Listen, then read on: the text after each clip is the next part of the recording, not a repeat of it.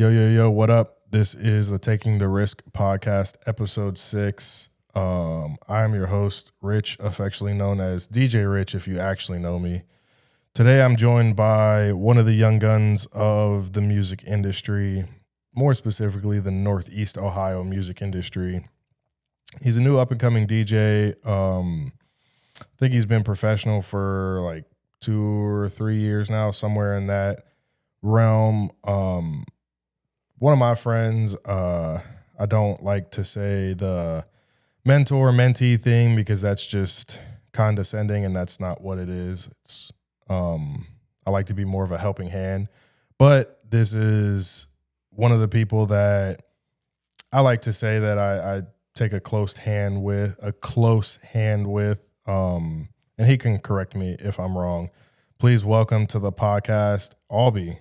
Thank you for having me. This is awesome. Glad to be a part of it.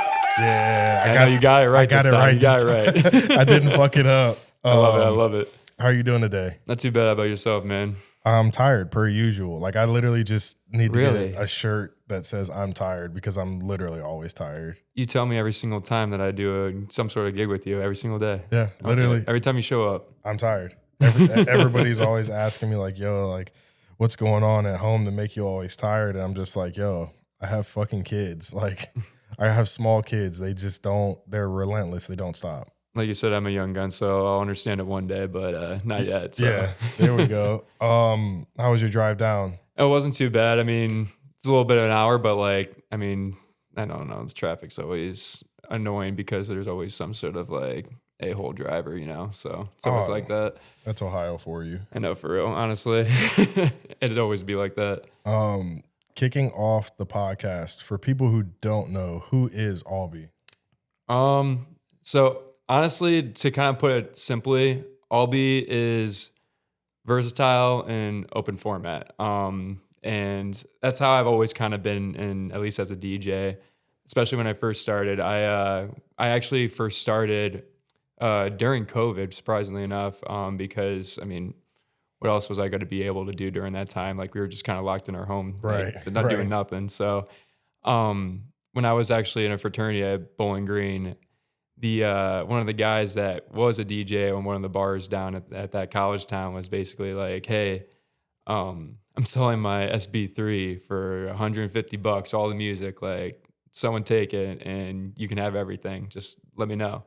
So I was like, if I liked it, then I'll just keep going with it and we'll see what's up. But if I hate it, then I'll just be like, all right, I'm just chalk it. Yeah, I'll just sell it for 100, 125, whatever. Just don't have to think about it ever again.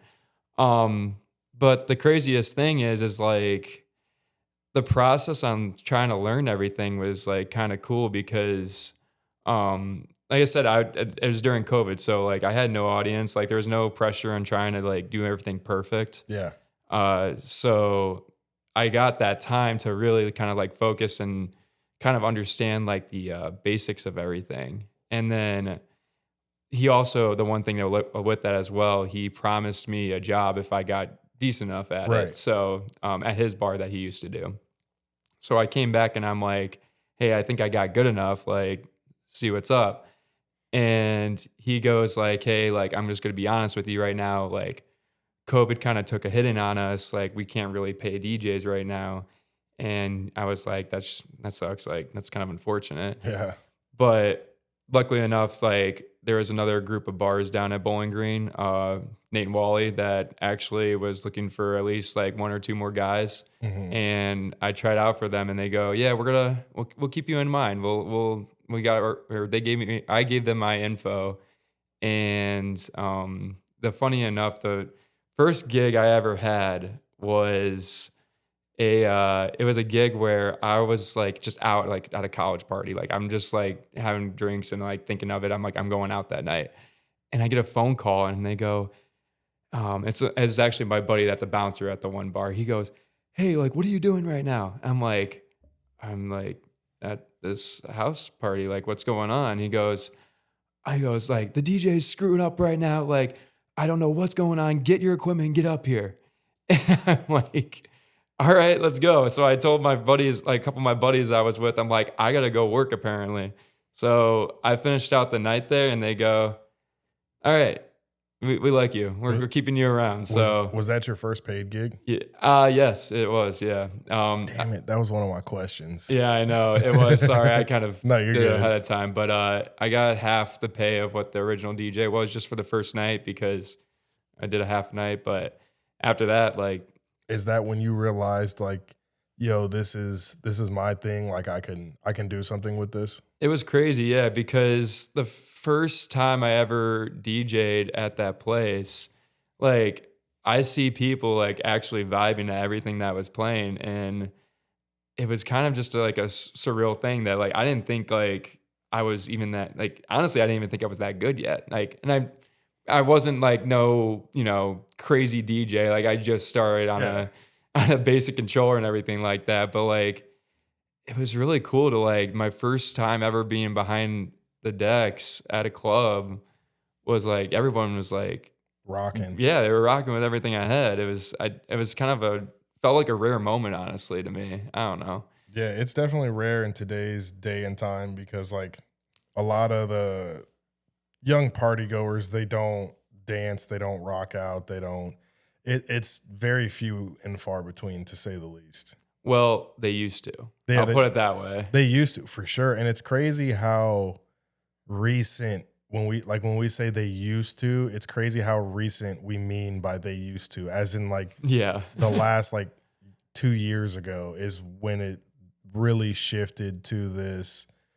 I'm just gonna stand in the corner and not dance and try and look as cool as possible, spending $700 on this $40 bottle of vodka. Like that's really when we saw the mainstream shift, I think.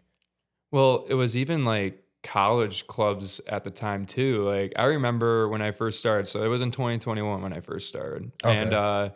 So you've been professional longer. It's almost 5 years now. semi-professional for maybe the first part, but yeah, I See, mean, I like that though. I like that. That's like people who are tattoo artists that are like, yeah, I've been tattooing for 25 years, but the first 5 years they were an apprentice and they didn't actually tattoo anybody and they just want to like make it seem like they're more of a professional. But no, I like the fact that you're saying like, no, I haven't been professional 5 years. First we're like semi-professional couple. I like that. yeah, well, yeah, I'm gonna be honest. Like I said, I wasn't like a top tier DJ to start by any I mean, means, and I acknowledge that. That's okay. So nobody is when they start. exactly, but to go back to our point, yeah, 2021 was crazy because that was like I said, I'm pretty sure that was the first year off of COVID. Like that was the first like semester, like everybody was back to normal, and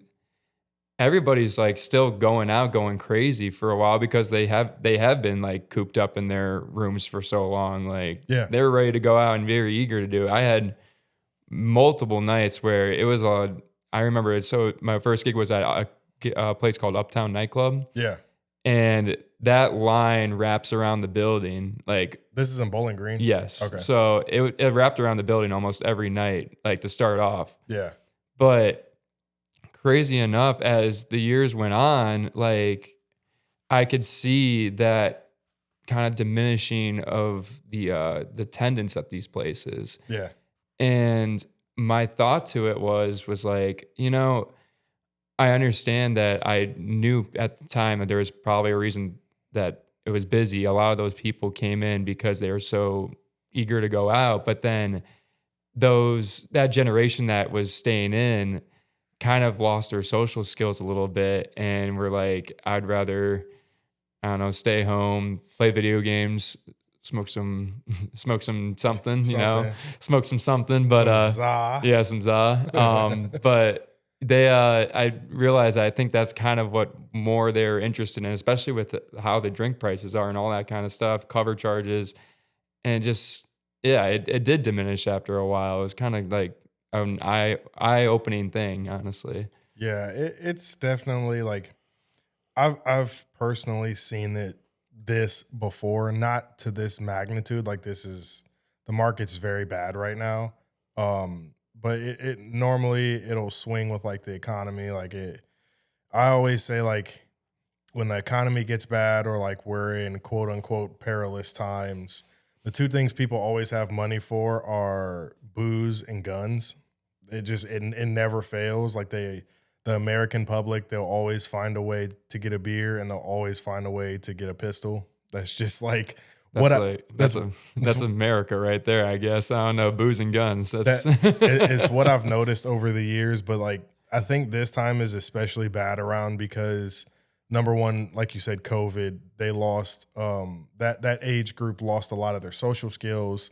Number two, the rise of social media, like it fills a need where the whole purpose of going out was to be social, was to for young dudes go hit on girls and this and that. And young dudes don't need that anymore because they have social media. Like I can't tell you how many times I've seen a dude in the club like just standing there, sees a girl he thinks is cute, doesn't say anything to her, and then leaves and then DMs her on Instagram like, yo, I saw you tonight. You were looking good, baby girl. Like dog, like just go talk to her. I think that guy not asking the girl thing, there's a couple factors of that though. There's more to it, I feel like, though. I will say that, but I mean, yeah, yes and no. Like I come from an age group of like we pride ourselves on getting it done in whatever facet that is. Like if it's fixing your car, if it's cutting the grass, whatever. We're not procrastinators. So like talking to a girl, like it, just through natural evolution of like age, like you just had that confidence.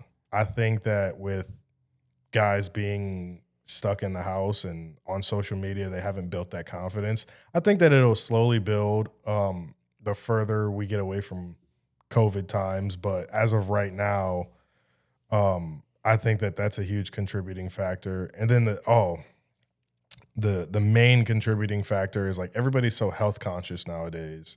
Like I get it, people are broke, people can't afford to go out and whatnot, but people find ways to afford the things that they want. But the health conscious like movement is so huge right now. Like everybody's like, yeah, like drinking leads to this and that. Like 42 point whatever percent of people that drink end up dying in their sleep, or like some weird statistic or something. Oh shit. I do that every episode. I just need to. it's all right. There you go. Kobe. It's all gone now. Yeah, I can move my hand. But I think that's also another contributing factor to the decline of bar and nightlife. Yeah, I mean, I just think honestly, it's kind of crazy to me that I've never seen so many people order non-alcoholic beers now. Like I see that more often than anything now even at the bars and everything. Oh Like, yeah, O'Doul's is going crazy right now. yeah. What's that one brand? O'Doul's. It's there's that one, but there's another one. It starts with an A. I can't remember. Isn't it like Athletico or something like that? It's something like that. There's a brewery out there that makes non-alcoholic beer, and it's like non-alcoholic IPAs. I don't know why restaurants, bars, I always see that everywhere. It's kind of wild to me. So like, I'm surprised about how many people are just deciding not to drink. It does hurt even us as DJs because some people don't want to go out because they don't want to spend the money on that. And also, you said the health conscious thing.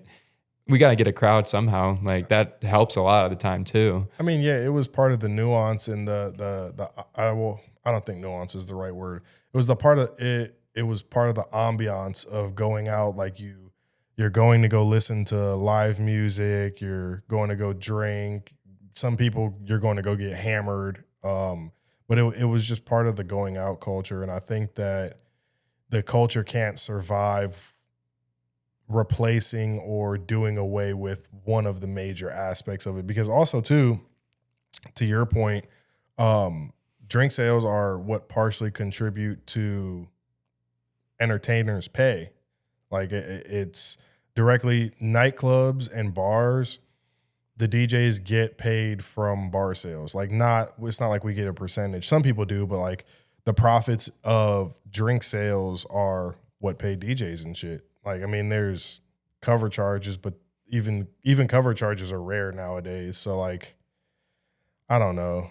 It's not like that anymore though. I know that.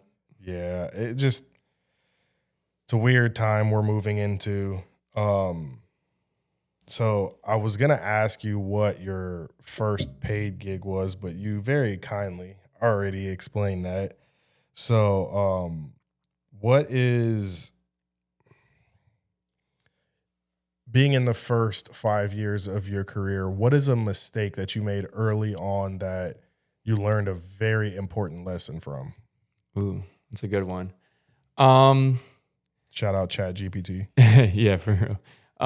Actually, I got a good answer to that. So I would say that trying to do everything on my own was one of my biggest mistakes because I did realize that early on that I'm getting a lot of this attention at my like this is basically in college. I'll start with that though. Yeah. That like I'm getting a lot of this attention. Like this is so cool. Like I'm all that basically. But at the end of the day, at that time I was still just a college DJ. Like I didn't have that big of a name other than in Bowling Green, Ohio. Yeah. So I'm realizing that like if I'm gonna make a career out of this, then I really need to start networking and reaching out to people because if I don't do that, then I'm just gonna be stationary and Bowling Green. yeah, or pretty much like get my degree and have an office job. Like that was gonna be my original thing. So um yeah, I actually reached out to multiple different people in order to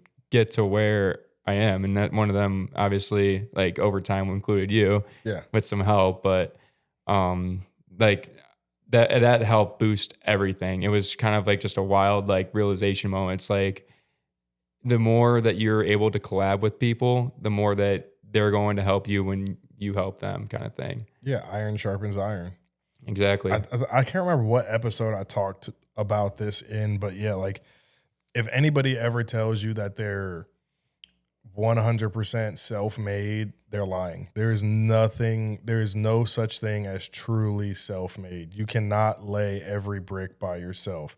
There's sometimes you're just going to have shortcomings that you don't know how to do something and somebody else knows how to do something. So they either teach you or they do it for you. But either way, somebody else is doing something. That was actually a big lesson that I had to learn, I would say a lot later than you. I didn't learn that in my first 5 years that I couldn't do everything by myself because I was always taught growing up, like, be hands-on, learn as much as you can, do as much as you can. And like that, I always took that to heart and I always tried to learn and do as much as I possibly could. It got to the point where I was like working myself to death. Like it was a full, if I would have if I would have 2 gigs, a Friday and Saturday night gig, it was a full 7-day-a-week job, searching for music, making flyers, doing this, doing that. Like I was literally doing everything by myself. Like it suffocated me. And I was like, yeah, there has to be a different path. I mean, we still do a lot of stuff on our own too. Like even Yeah. I mean, yeah. like I know one thing. I make a lot of my own flyers and everything like that. Still, like I run my own social media accounts. Like I mean, there's still, and then obviously the one big thing, obviously as a DJ, like we obviously build our own libraries and everything. So Yeah. That's what sets you apart. yeah, there's a lot of work that goes into stuff that. I guess you kind of mentioned this on a previous podcast because I do watch your other ones, but Hey, thank you. yeah, but there's a lot of work that we do that isn't seen. So it's kind of crazy. It's not just plugging a laptop in and pressing play. Like there's so much behind the scenes shit. People think we're playlists sometimes. Like it's kind of funny. I have a running joke. I've been saying this for like 10 years. Like whenever and so, my opinion, like saying somebody's a bad DJ is always subjective. Like I don't have the end all be all say, but whenever like there's a situation where I'm like, yo, this person's bad, I always jokingly call them a professional MP3 player because that's like if I'm saying you're bad, and mind you, I'm not the greatest DJ ever, but if I'm saying you're bad, like you have to be like very, very, very bad. And I'm not saying that in a bad sense. I come from like an era of tough love where it's like, if you're bad at something, we're going to bag on you to try and motivate you to get better. So, with that being said, to somebody that has never seen you play live or heard you play live, how could you describe your style? And don't say open format, because some people don't know what that means. Open format is like a very overly used umbrella now. That well, 100%. That's why in the beginning I said versatile, because a lot of my sets are crowd based. I will be real. So, for example, a great place that I play at that's a good example of this is around the corner over in Lakewood. Yeah. So shout out to them. They actually gave me a good start here in Cleveland. So, but the crazy thing is with them is that I know going into that crowd that it's going to be a wide range of people, different people, age ranges, just different types of preferences and genres and everything like that.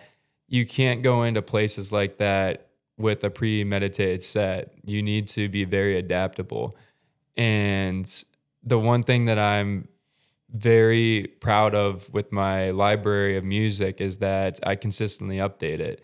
And you have to as a DJ nowadays, because there's always going to be some sort of new trend or some sort of new Some TikTok song. yeah, part of it. But if someone's always oh no, not that again, man.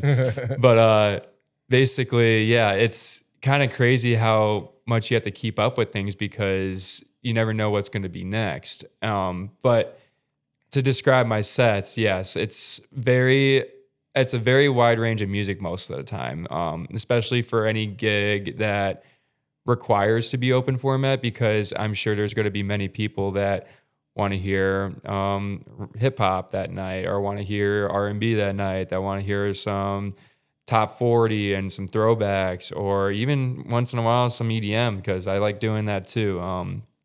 I very proud to say that I'm a very versatile DJ. I love that part about it.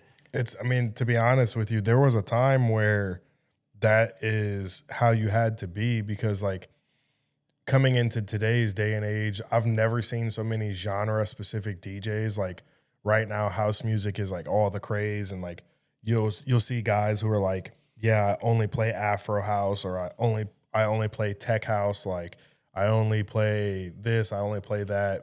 When I was like starting, you had to play everything. Like if you were trying to seriously make a living, like, granted, like house music it was big and it's always been big, but it wasn't as deeply rooted in almost every venue nowadays. Like I would say if you're playing in an open format room, it's going to be 40% house music, probably 30% hip hop now, and then like 10% throwback pop music, and then probably 20% everything else. It never used to be like that. You throw in some house and some EDM here and there, but it was the true essence of open format. And I think one of the strong points you have is like you understand that you can play the same room 1,000 times, but that doesn't mean you have to play the same set 1,000 times, because out of those 1,000 times, there are going to be 0 times that you have the exact same crowd in front of you. Yes, and I will say one thing about open format as a whole. Like, to be real, it's crazy to me that I feel like the definition of open format has been lost a little bit. Yeah. And this is kind of funny because I saw this on TikTok too. I had a person that made a TikTok and kind of like tried to argue their point a little bit. They did a set that was the bar or whatever club, whatever they were doing that day, was supposed to be like an open format set, but he played a house like remix mashup set, Yeah. the same, 128 beat the entire time. And to that, I would say I highly disagree that's open format, because at the end of the day, you're playing, an EDM house set the entire time. It's the same beat consistently. Right. When you're playing an open format set, you can go anywhere from EDM down to hip hop, down to, a current pop song that's going crazy. Like, that's where being versatile is a very important thing now, because I don't feel like there's much of that anymore. I really don't. Yeah, no, I feel like it the entertainment industry is and will always be the next man up industry. It is a young man's game, essentially. Like you obviously have all the older people that are like proven and they're vetted. You have all those guys, but it is a young man's game. And I think that where the disconnect is coming from is that all the new DJs nowadays, they just want to be a John Summit Jr. And they think if they play like 128 house for an hour straight and then they throw in Bring Them Out or like Single Ladies or Usher, yeah, that makes it an open format set. And that's the furthest thing from the truth. No, I agree. And honestly, the one thing I will never understand about DJs my age is that I just don't understand how they don't want to like learn transitions like that and do kind of thing or do kind of really special things on the decks like that, because at the end of the day, when you are doing a house set, it's mix in and mix out for the most part. There's people that do some cool stuff with house music, and don't get me wrong, and producing has its own very Yeah. special thing. Yeah. So I acknowledge that, but at the end of the day, um, most of the time for a lot of everything, you're mixing in and out, and you're playing either edits or remixes that are already made and stuff like that. And while I love doing house sets like that, it's fun. It's just, I feel like that even gets old after a while, kind of like, especially as a DJ, I would say, like maybe not so much a crowd every single time. Like if you're going to go listen to a house set and you know you're going into it, totally understand. I think that's going to be a fun time. I've done it myself, but as a DJ, if you consistently do that, and this is just how I think, but it's kind of, I don't know. It's a very repetitive thing, and I feel like I want to do something a little bit different once in a while. It's very monotonous. I've been saying for like the last 5 years that there's no way I can go and play a strictly only hip hop club nowadays. I'll get bored. Like I can't sit there and play 70 to 90 BPM hip hop for 4 hours or for 2 hours. I will literally get bored. Yeah. It's so monotonous, and I there's no way that I can mentally psych myself to get into it anymore. Like it's just not appealing to me, so I just don't do it. Yeah, I think it goes for all genres. I don't think it just goes for house either. Oh yeah, So, yeah. no. I was just using No. hip hop as an example, but yeah, I think you're totally right. it goes for house as well. Like I have a very like radical belief that house music and EDM have gotten so popular with the younger age group, strictly because in my eyes, and this is coming from somebody that is 13 years experience, something like that. I think that it's getting popular because house and EDM are the easiest forms of music to mix. If you boil it down to its simplest form, it's kick, clap, or kick, snare, kick, snare. There's no variation. It's very repetitive, so it's very easy for people to learn how to mix. You don't have to get super creative with the mixing because it's kick, clap, kick, clap, kick, clap. Like it's very repetitive. So I think that with the decline in musical talent, I think that's where we are seeing the rise of, and like I said before, it's always been big, but it's never been as big as it is right now. I think that's where we're really seeing the rise in house music. And even to go a little bit deeper to my point, we're seeing the rise of like minimal tech and like minimal house music where it's literally nothing to the fucking song. Like it's literally kick clap, that's it. And I think it's really showing how I don't know how to explain what I'm thinking. Like it's just the more basic the music, the easier it is to mix, the less creative you need to be, the less talent you need to have. And I think for anything that gets commercialized and anything that's adopted by the general masses, that's what the general masses will lean more towards because it's easier.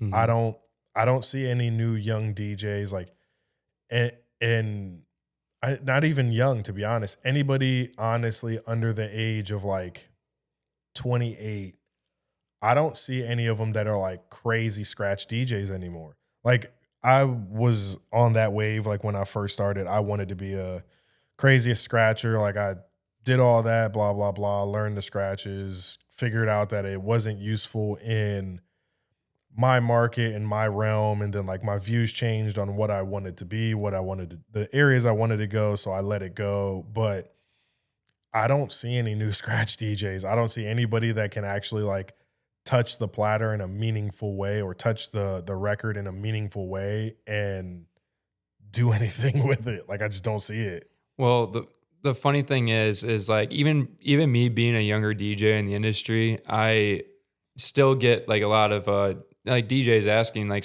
for advice and stuff like that. And I'm willing to obviously give it out. I am pretty friendly and open about it.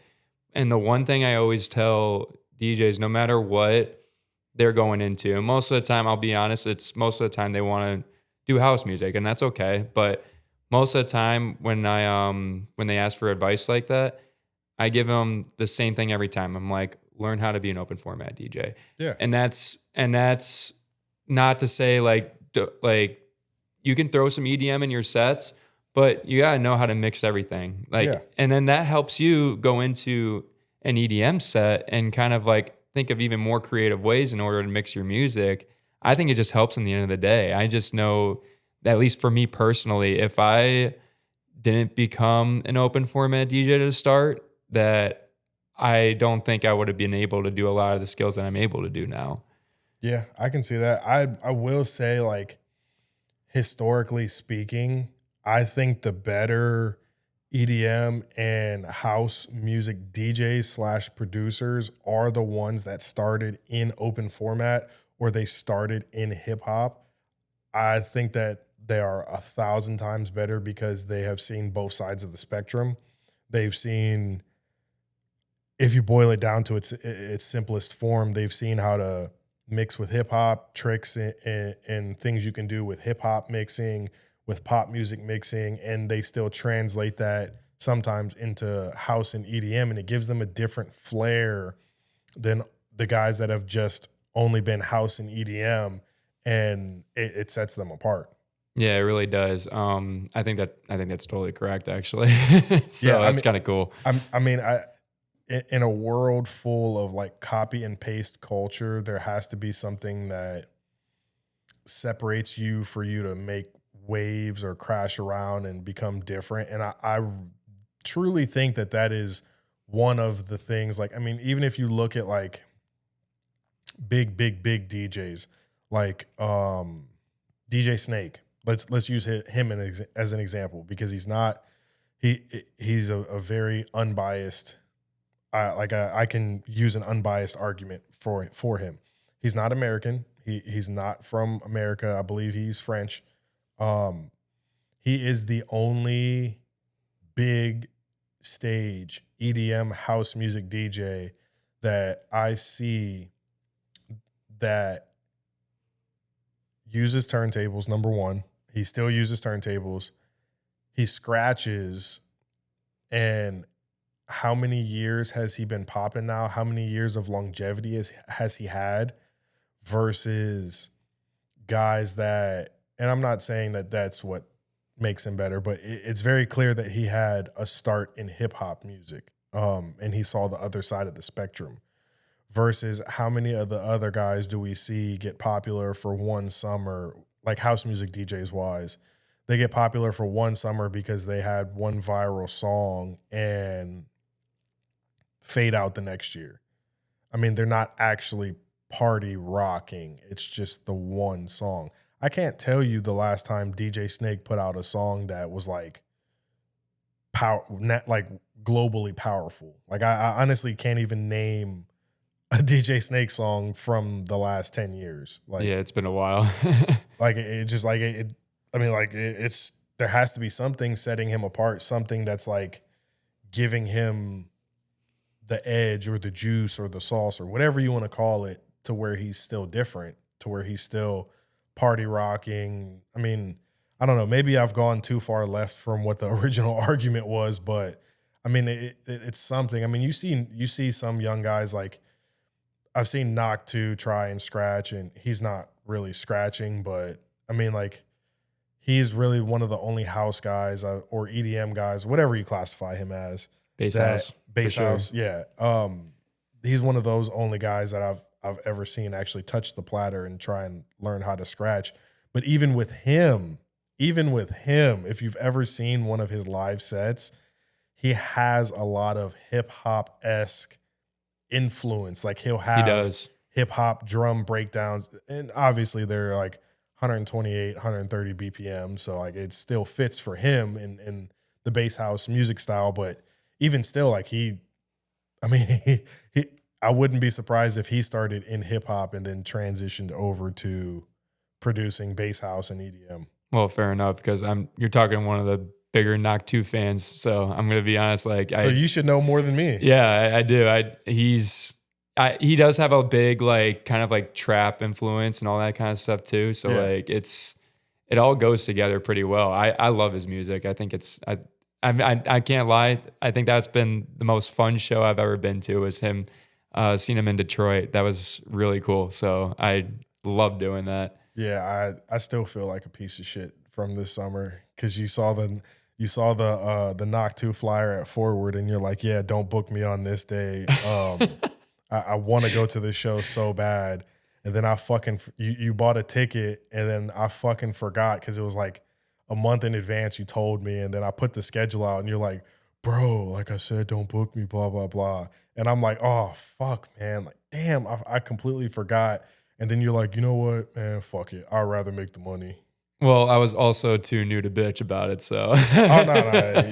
I wasn't gonna. You can always bitch. I wasn't Like, gonna bitch about it. I've never been one of those people that, and I think you can attest to this. I've never been one of those like holding it over your head or like I'm big bro type people. There's just no room for ego in any type of creative environment, especially like when you have to mix business into that creative environment. Like there's no room for ego. Like there's no room for throwing weight around. That just it creates anger and resentment, and that's just counterproductive. Yeah, no, at the time I knew that like I said, being new, I had to work my way up, and the only way to do that though was to show up and show out. So I can't just take whatever's given to you. Yeah, for real. I can't just drop that. Like that's a wasted opportunity basically. And Yeah. like I want to make sure like I look good, you know. And I don't want to steer anybody wrong. That's the last thing I ever want to do. Speaking of Knock 2, you being a Knock 2 fan, what were some of your musical influences growing up? Or I'll make this like a two-pronged question. You can choose to answer one of them. What was some of your musical influences growing up, or what was some of your musical influences when you started DJing? I don't know why my mic keeps cutting out. No, you're good. Honestly, that's a really good question, because like I'll be real, like when I was younger, I wasn't a big music person, honestly. I didn't really like I listened to music, but like I wasn't like into it. Yeah, I wasn't like a religious like I'm a fan of like this artist. Like I didn't really have that many but I will say one person at the time that I remember that I just consistently listened to and that I actually was a pretty big fan of was Avicii. Like I didn't hit. Oh shit! Excuse me. Whoa there. Yeah, that's the got some acid reflux there or something. No, just kidding. That's the deli meat popping up. Oh no. I never was like one of those people that was like a huge Avicii fan. Like I didn't catch him while he was alive. Like I didn't really get into house or EDM until like I actually started DJing, and then I realized like you have to do both sides of the spectrum to make a living, blah, blah, blah. So like, yeah. I mean, yeah, it just Avicii when I was around 2010s, it's just, that was it. Like that was like the music that was like just the thing to listen to, especially like if you were in EDM. And I wasn't even a big EDM guy also back then, but like that was the one producer DJ that like I can consistently listen to and loved almost everything that he would put out. Cause like even with like his music, like also the vocals that go along with it was so singable, so Yeah. iconic. Like you just can't forget his songs. Like Yeah. it, I still play them to this day. Like you can't, I feel like you can't not just forget about them. So that was that your biggest musical influence? I would say so at the young age, yeah, for sure. I would I would say now like it's always kind of grown a little bit more because I'm able like as a DJ I have to listen to music now. Oh yeah. So it's kind of grown a little bit now, but yeah, funny enough, like as much as I'm like not the biggest person to I say start with EDM, I just say like most of my influences are EDM. I think the way they produce music is just kind of crazy. Like I said, I love Doc 2 again. Like that was the one guy that I kind of like listen to his music, and every single time I just get excited about like Yeah. all his music is high energy. His stuff is just crazy, and I just love everything about it. Yeah. It's awesome. I personally like I love Noctu. I love his music, but being at his show, like I got bored with it after the first hour. Really? Like and to be honest with you, I don't think it was specifically just him. I think I just have a terrible attention span when it comes to somebody playing the same style or the same music for an hour straight. It's just like, yo, mix it up, blah blah blah. But that's not what his show is. His show, like that's not what he wants to do. So like I understand that, but just me personally, like I get bored very easily. That's funny. It's funny you say that because Knock 2 is probably one of the only shows that I'm literally jumping up and down and getting probably overly sweaty too the entire time. Don't mean to be gross, but like it's true. Like you're in that crowd, you're every single song that you know, like you're just going going crazy. ape shit. Yeah, you're going ape shit with the frat bros. I mean, yeah, I know. I used to, like I said, I used to be one, so I get it. But transitioning our conversation as a younger open format DJ, what to you makes one of your sets feel successful? Like, yo, I crushed that. Like, yo, I killed that. Blah blah blah. I would say like I love practicing DJing first of all, so like that's always something I make sure to do most of the time. I at least try like a couple times a week just to like go through some music, maybe find some new transitions. Yeah. But the thing is, a successful set to me is two things. One, if I have some like transitions I've been wanting to try out and I do them cleanly and it sounds good, and then even if I am able to get that on recording, like I'm like, yeah, I love that. That's awesome. Mm-hmm. But also to go along with that, I would say that a happy crowd is a successful set. Because at the end of the day, like, yes, I mean, I'm sure you're playing a lot of the music that you enjoy. Like, I mean, there's going to be a lot of songs that you like. Me well, like personally? as DJs in general, Oh, I would say. Sorry. I was gonna say no. I hate all music. So Really? a lot. Well, I shouldn't say all. I was gonna say, come on now. I hate all new music. It's true. Well, it's yeah, that's trash to true. me. But I would say that if you're like producing a really happy crowd, everyone's having a good time, and obviously if you're making the bar, club, whatever happy, and I don't know, boosting up their drink sales or something like that, and everyone's still partying through the end of the night till 2:00, then that's a pretty successful set in my eyes. Like you did your job. And I agree. I think if I had to rate it myself, answering my own question, I think number one, first important priority would be making sure that everybody's dancing, having a good time, playing the right music.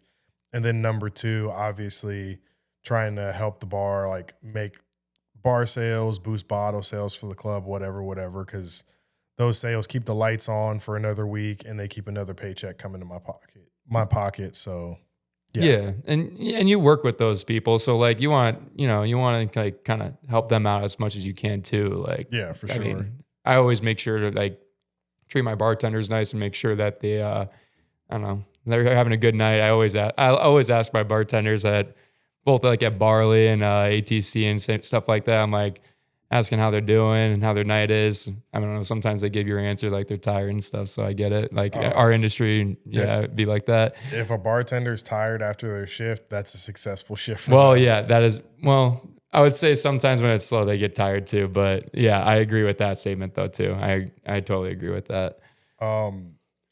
Transitioning our conversation, where do you see yourself in the next year to 2 years? Next year or 2 years? Well, the one thing is that I'm still doing weddings. I think you knew that already, but I knew that, but I don't think. yeah, fair enough. I do a lot of weddings. Like that's a main part of my business as well. I guess I should have mentioned that too. But one thing is that I want to grow that part of the business. That's been a really successful thing too right now. Is that especially being an open format DJ, I'm able to do stuff like that. And I think they're a really fun time. I love doing them. So over time, I definitely want to keep building up that side of the business and really hammering down on that. But while I'm still young, I want to keep like living a little bit of a club life as well. To keep seeing what kind of places I can go. If I can end up traveling, like that'd be a really fun thing. I know it's a little bit harder for someone that's not a big producer. I do a lot of edits and stuff like that. I have fun making those. I'm just not a big producer person, and I've never gotten into original music. Yeah, Yeah.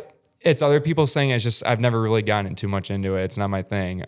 Same. Yeah, and then, but I know there is room for DJs out there to be to get booked in several different places, and if I had the availability and the time and the effort to do all that stuff, then I would love to be a part of something like that. Because I mean, seeing the world is kind of cool, like, or at least seeing the U.S. and stuff, like to different places. So it's definitely fun. Like in my younger years, like before I had kids, I was doing the travel thing and all that. And like one of the best things I say, like I've ever gotten from DJing is like I can land in pretty much any city and I have friends to text and be like, yo, I'm here. Like, let's go grab a bite to eat. Let's go blah, blah, blah. Like whatever. Like I have pretty much every city, major city. Like I have people there, and that's something like I've always been very big on the humanity aspect of DJing. I think that's probably my best takeaway I've ever gotten out of my career. The travel gigs and whatnot, they are fun in the beginning, and it is very glamorous. Jesus. The travel gigs, they are very fun and very glamorous in the beginning, but the more and more you do something, the more and more it starts to feel like a job. And over the years and over time, those travel gigs will become a hassle, and all the variables like travel, flights being delayed, hotels being overbooked, you charging X amount of dollars, and somehow magically this weekend some superstar is in the city that you're going in, so all the hotels are absorbently expensive, all the flights are crazy expensive, so you don't really make any money this weekend, blah, blah, blah. Like just all the travel variables. And then on top of that, the toll that it takes on your health from sitting in those small like airplane like seats like this for multiple hours. Like it starts to become not glamorous. yeah, I mean, I understand that for sure. But when you said 1 to 2 years, like I know the thing that I have set for myself that I'm very I am very narrow-headed on, that I already know. Around the age of 30, that's kind of when I would probably more settle down more into the wedding scene, because obviously the one thing that I do want in life, like I want a family, I want kids one day, I want, a happy wife, a happy life type of thing. You know what I'm saying? So what are you trying to say? I'm 30, man. well, I'm not saying that. No. I mean, like, I want those goals. Like you got kids. Old? No, I'm not saying that. You got kids, and like I want that one day. Like for sure. That's cool stuff. And that's kind of when I would probably think about trying to settle down a little bit because in my 20s right now, I'm not thinking about that. Like I'm Yeah, thinking no. about trying to build up some income and, Yeah, like living life a little bit. Like you're for only in your sure. 20s once, you know what I'm saying? So For sure. that this would be the time to do it. Like I'm not going to be 35 years old more for the most part and be traveling all the way down to say, I don't know, Los Angeles if that were to happen. I'm just saying Bel- something crazy, but Believe it or not, bro, the shelf life of DJs is the shelf life of open format DJs is being extended. And believe it or not, you really won't, you might hit your stride earlier, but historically speaking, a lot of those travel guys, they really didn't start hitting their stride until their 30s. I mean, I know one guy off the top of my head, and I won't name him because I don't want to throw his age out there and everybody make him be like, "Oh, you're old," blah blah blah. I might know who you're thinking of. You know Oh, exactly who I'm about to say. You know exactly. okay, yeah, I know. Dude, he's over the age of 50 and he's still flying around week in, week out, like crushing it, like different city, like open format guy. Like he's moving more towards house music now, but open format guy, like he's over the age of 50 and he's still doing that. So like I don't think there's any time limit. It's definitely good to put goals and aspirations in, but like I always say, nothing is going to happen for you until you are ready, and you are never the judge of when you're ready. The only thing you can do to get ready is to keep working.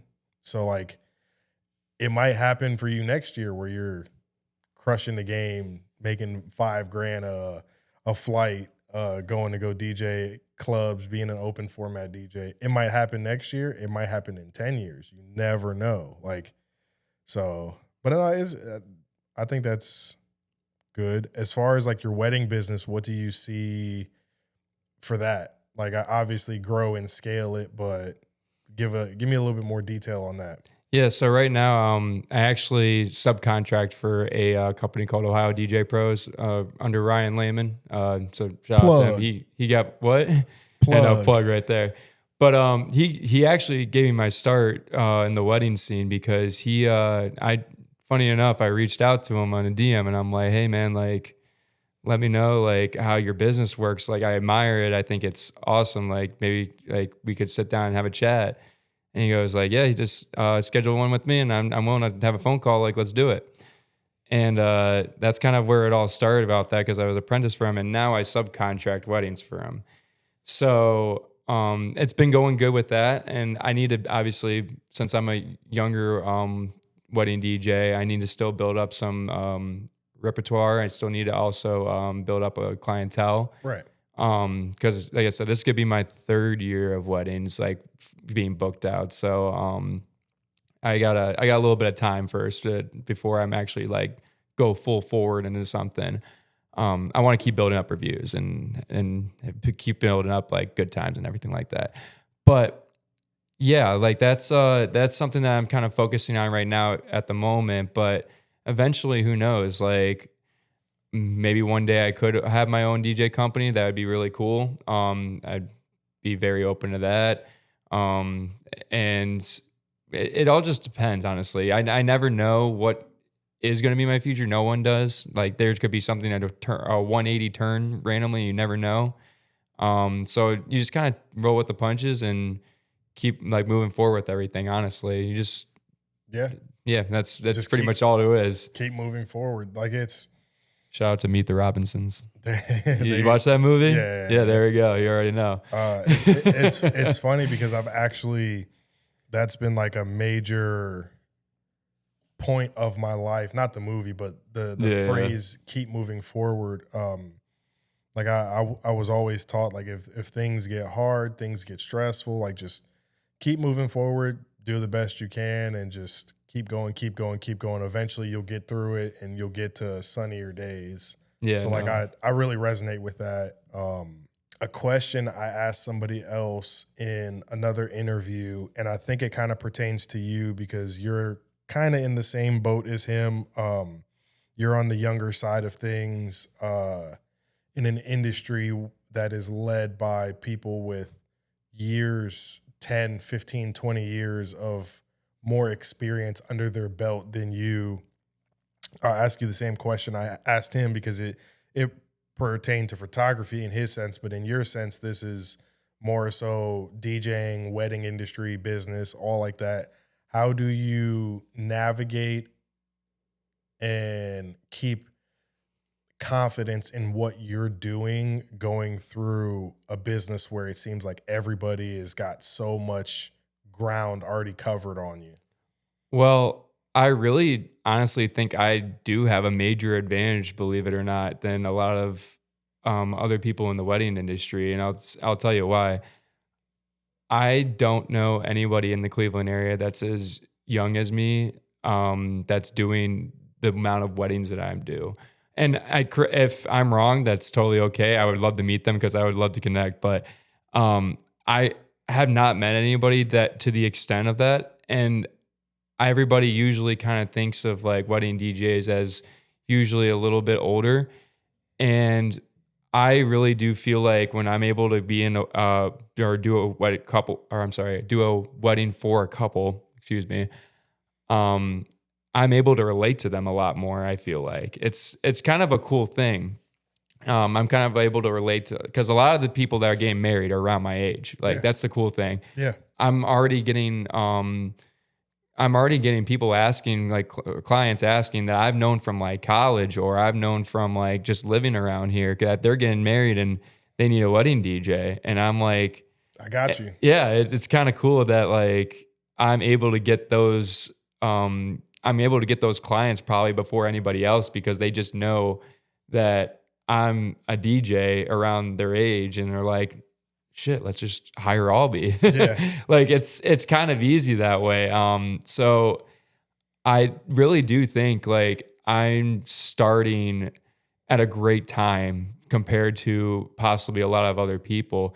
And to kind of go back on like that house thing that we were talking about earlier, I think a lot of people my age that are going to DJing right now don't think about the wedding industry at all. They, like I said, I don't know anybody really that does the amount of weddings that I do. And I I, think I'm already have that kind of like that lead on it, like yeah. before they can already even think about getting into it. Yeah. I've always looked at the wedding industry as like an afterthought. It's kind of one of those things that dudes will start DJing or girls will start DJing and like everybody's always caught up in the big lights and they're like, oh, I want to play the biggest clubs. I want to get on the EDC stage and blah, blah, blah. And after the honeymoon phase of like their career is over, after like the first couple years and they start to like settle in the working DJ market, they either choose to retire because they can't make a living off of DJing, or they try and swivel to different areas where they feel like they can make more money. And I feel like that's where the wedding industry falls because nobody buys their first DJ controller or set of turntables or CDJs and they're like, I'm going to be a wedding DJ. Like everybody's like, no, I want to be the Tiesto. I want to be the Avicii. I want to be the this. I want to be the that. Like nobody actually comes in with the business mind aspect of it. Like, let me build this business while I'm doing these other things. And by the time I get older, I'll have this part of the business to fall back on and still make a living.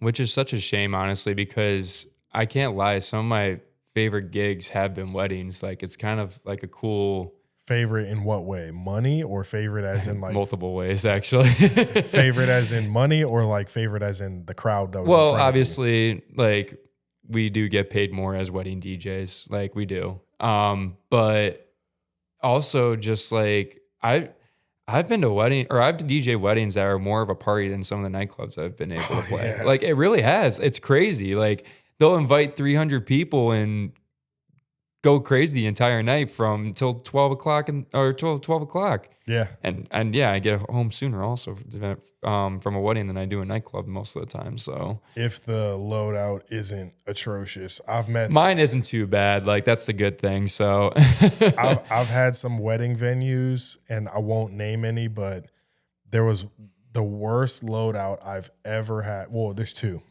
I got one too. But I was going to say share yours, but I have two.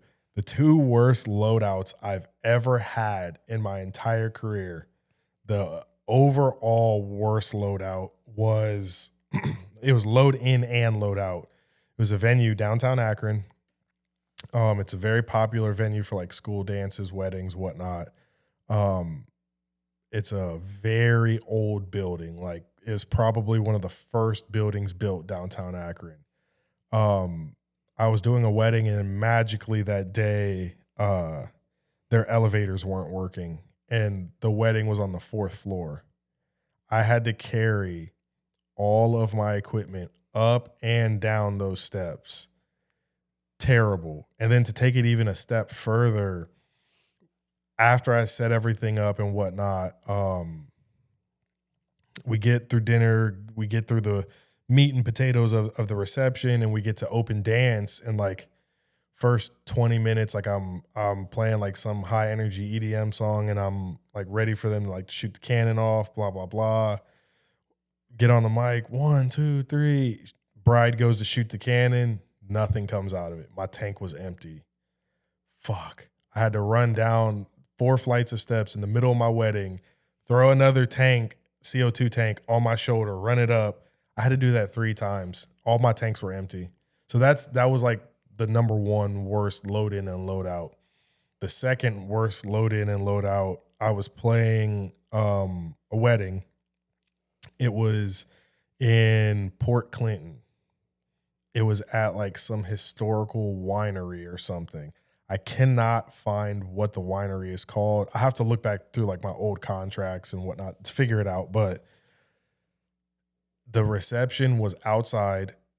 Not the reception, the ceremony and cocktail hour were outside, like 500 feet away from the building. So I had to run 500 feet worth of extension cable, which is not safe. It's not safe for, I think, electricity to travel over 150 feet through an extension cable. Well, it's also not safe because people trip over that stuff too. Right. So that was number one. Number two, the Bridezilla was terrible. Number 3, and the worst part of it all, the fucking reception was like 6 floors underground in a fucking wine cellar. Like it was so, there was no cell phone reception. There was, the steps to get down there were like these 1800s, like wooden steps. Like it was terrible. No cell phone reception, no Wi-Fi. And the whole venue was like damp and moist the whole time. There was like mold growing on walls. And I'm just like, yo, this is not it. Like, so those are my 2 worst load in and load outs. You need like a respirator mask or something like that for that place. Pretty much. Like it was fucking black mold down there and shit. Yeah, no, I'll do 2 quick ones that I can think off the top of my head.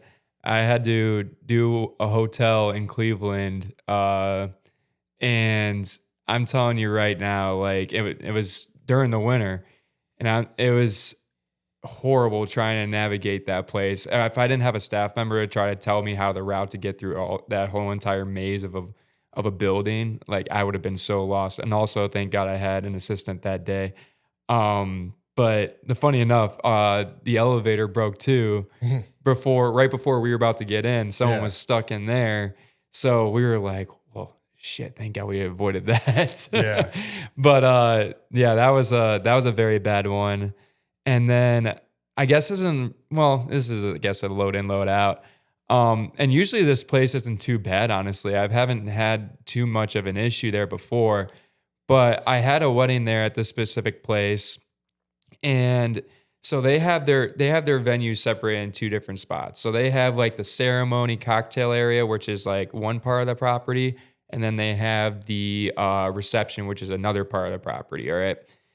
And this specific couple wanted to have their so they wanted to have their ceremony out in the normal place that the ceremony's held at. Right. But then they wanted their cocktail hour in the basement, I believe. Like, and that's fine too. But also they wanted their reception in the normal place as well. But they wanted like dancing on the clouds, and so I had to obviously manage all that stuff. So bringing equipment back and forth and having to worry about our dry ice machine too, like I was sweating that day. It was not fun, to say the least. And I'm not gonna lie, like that dry ice machine didn't work too great that day either. I'll have to admit that one. So They're very specific. Like yeah, it was a tough day trying to get that one to work for that time. It was so funny. I think it turned out okay, but like everybody could tell that I was struggling to try to get that to look perfect, and at least the couple was pretty cool about it. They like, you did the best that you could. Like, I was like, thank God, thank you for understanding. And then yeah, so like it was a hectic day with all the different like stuff with that too. So we're coming up on a little over an hour here. I don't want to take up too much of your time because I know you have a gig tonight because we're recording this on a Friday night. So you have a gig tonight. Yep, I do.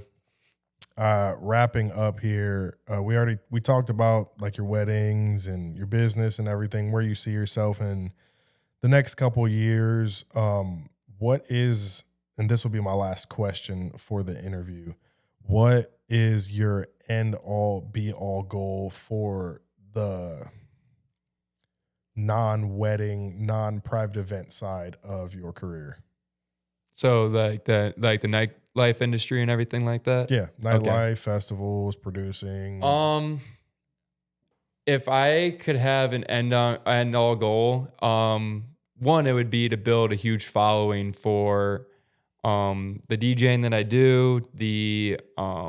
Like I'm a big one, and I love making edits, and like I would love to, and this is I guess another goal of mine, like I would love to be some sort of like a curator for like a record pool or something like that, because like if I am able to make like really cool edits that people download and play on the daily, like I know for example like DeVille, we always play edits of his like all the time. Everybody does. Like that would be something so sick. Like why wouldn't you want your edit played all over the world, the country, whatever. I think he's like the most known remixer in the DJ world. Yeah, and I think something like that would be like such a cool goal, to be someone like him in order to like really get your name out. Because if you can do something like that, I'm sure you can pretty much walk into somewhere and just be like, "This is who I am. Let's do it." And yeah, they're ready to go.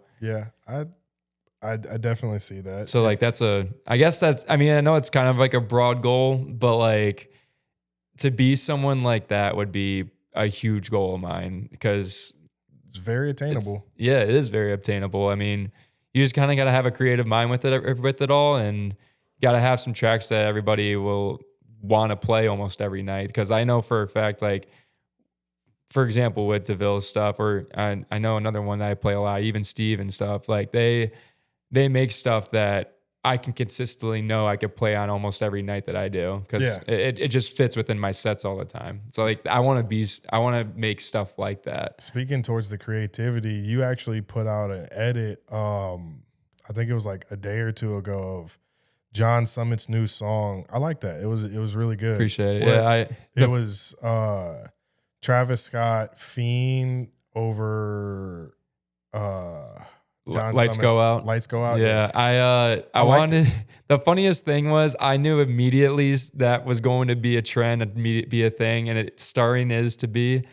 I already saw a TikTok of some dude doing that live, and I'm like, I literally, as soon as that song released that night, I was like, I'm buying this. I bought it on Beatport, and I got to work, made the edit, and got out there as soon as the morning hit. I was like, I want to be the first one. Yeah. And I think it's paying off right now. I've been looking at it recently. So that's part of the game is being very quick and quick on your feet, and like very quick witted, and like timing. Timing is the biggest thing in the edit game. Like eventually everybody's going to have the same thought. But if you can come to it, the thought first, that's where it's at. Like I jumped the gun. I needed to. Oh no, I did one with fashion, with Hot to Go, and we put that edit out on Headliner, and then like a week later, everybody else had some type of like rip, or like, I don't want to call it a knockoff because nobody's creativity is a knockoff, but it was some kind of rip or rendition of what we had put out. And in that moment, I was like, oh yeah, like we were ahead of the curve on this one. And it's the same one with the Sexy Red joint that me and Fashion put out as well. Literally, like every other edit that came out after we put that out was almost identical, just done in a very minutely different way. So timing is definitely everything, and I think you timed that one perfectly. Like you got to it like very quickly. So guess we'll find out. Yeah, I mean it's kind of blowing up on SoundCloud, isn't it? I think it's starting to. Like I said, I just released it a couple days, so like I'm gonna give it some time and see if it cooks up. But hey, the good news is our one edit is up to 20K now. Oh shit! Yeah, man. Our palm in my hand. No broke boys. Yeah. 20K. That one it hits. It fits perfectly. It's very rare that you find an acapella and a vocal that just sound like they're meant to be together, and that was one where it just was like perfect. It's gonna keep getting some views. That one blew up, so I'm glad about that. So that was cool. You just sent me a video of somebody that was in the Czech Republic. It was like a day or two ago. You sent it to me. Dude was playing it. It was in his like 2025 recaps for the year, and I was like, oh wow, like that's all the way around the other side of the globe. And they were bumping to that shit, dude. Oh, Did you see that? They were going crazy. So, but wrapping up the interview here, where can people find you on social media, SoundCloud, all that good stuff? Yeah, so at Alby Music's my Instagram. Spell it. ALBY Music. Cool. Exactly how it sounds. I believe my TikTok, I'm trying to start to post on there more. So I believe that's Alby Music Official. And then on SoundCloud, it's just Alby. That's just the best way to find it. And all my edits are out there too. They're free download as well. So cool. And yeah, you guys know where to find me. This has been episode 6 of the Taking the Risk podcast. I am your host, Rich, signing off, accompanied by Alby. Peace. Oh shit, talk. Like at this point.